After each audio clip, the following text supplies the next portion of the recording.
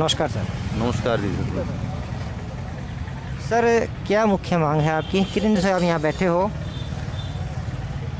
सबसे पहले मैं आपका यहाँ धरना स्थल पर हरियाणा सर्वे न्यूज़ का धन्यवाद करता हूँ, शारीरिक शिक्षक संघर्ष समिति हिसार की तरफ से। और हमारा जो मुद्दा है वो है पीटीआईज़ की बहाली। सरकार ने जितने भी नॉर्म्स बनाए थे हमारे लिए 2010 में जब हम भर्ती हुए 1983 पोस्ट के लिए पीटीआई साथी जो भर्ती हुए थे, उन सभी नॉर्म्स को फुलफ़िल करते हुए हम हरियाणा सरकार में शिक्षा विभाग में भर्ती हुए। और आज ये कंडीशन है इन साथियों के साथ कि हमें सरकार ने नौकरी से बाहर कर दिया है, जिसके लिए हम संघर्ष कर रहे हैं, जिसमें कि हम धरने पर बैठे हैं पिछले 128 दिन से। हमारी मांग ये है कि हमारी पूर्ण बहाली की जाए, जिसमें कि हमारा 1% भी दोष नहीं है।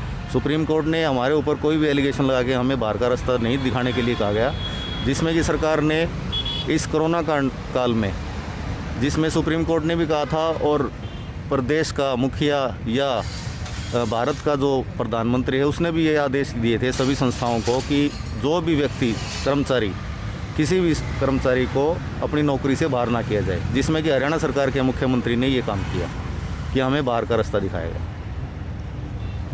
सर इस दौरान प्रशासन की तरफ से, सरकार की तरफ से कोई मंत्री नेता आपसे मिलने आए? नहीं, प्रशासन और सरकार की तरफ से ऐसी बात नहीं है कि हमने अपनी बात नहीं रखी।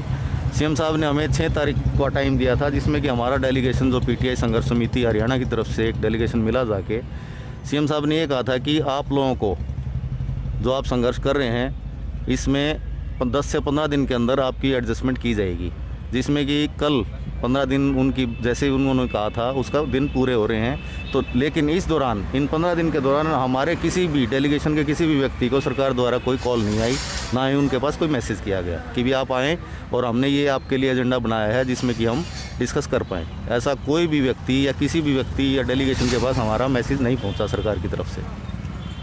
सर 128 दिन हो चुके हैं, तो उस भी जैसे घर बार कैसे चलता है सर आपका? पुअर कंडीशन में है एक व्यक्ति के पास नॉर्मली कितने दिन की सेविंग रहती है आप लोग समझ सकते हैं। ये एक मैसेज दे रहा हूँ हरियाणा सरकार को कि भी जो एक कर्मचारी है उसकी जो सैलरी है वो उसी पे बेस्ड होता है।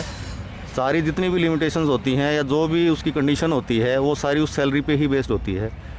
उसका जो खर्चा है वो एक बंदा होता है कि महीने में आपने क्या क्या करना है। बट आज 4 महीने से ऊपर का टाइम हो चुका है हमें धरना देते हुए और सैलरी हमारी बंद है।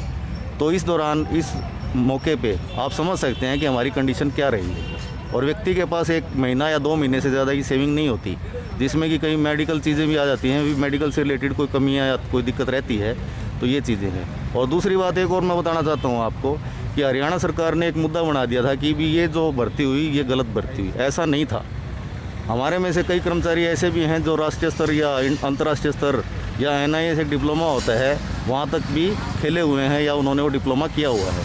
और दूसरी बात एक और बताता हूँ कि सुप्रीम कोर्ट ने हरियाणा सरकार को ये इंडिकेट किया था कि भी आप के पास अगर कोई वैकेंसी है इस लिस्ट को लेके, जिसमें क्या था कि 68 पेटिशनर थे हमारे जो सुप्रीम कोर्ट में दावा कर रहे थे कि हमें 20 भर्ती में शामिल किया जाए, इनके साथ समायोजित किया जाए।